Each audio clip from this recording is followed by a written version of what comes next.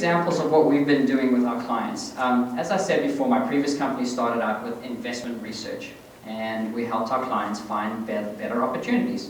So we have a client who looks at about 1,000 companies, 15,000 news articles a month.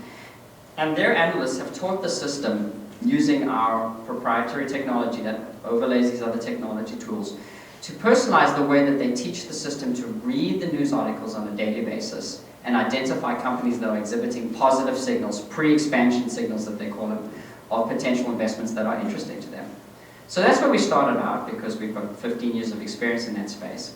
And once we deployed that solution, one of our clients came to us and they said, Greg, this is interesting. You can teach the system to look for good signals. Could you teach the system to look for bad signals?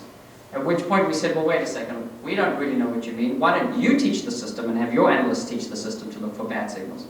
So we moved into the world of risk and compliance.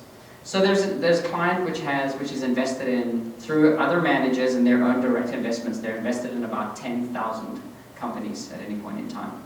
And they have a team of 20 analysts going out and scanning for bad news around these companies on a daily basis. And it's not just about the investments that they're making, they also use this for diligence, for looking at potential future investments that they're looking at making.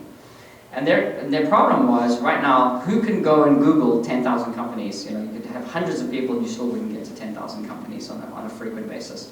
So they essentially were using sample testing. They were saying, we know what are risky industries, mining, for instance, energy, places where there could be environmental remediation problems.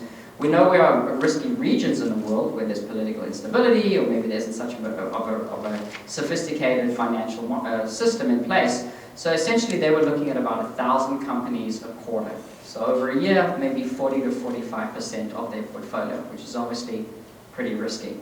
So they taught our system to look for the kind of signals, and there's about 10 different things that they've taught our system to look for on a daily basis.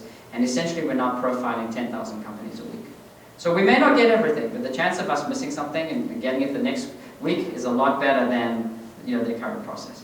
So that's in the risk and compliance.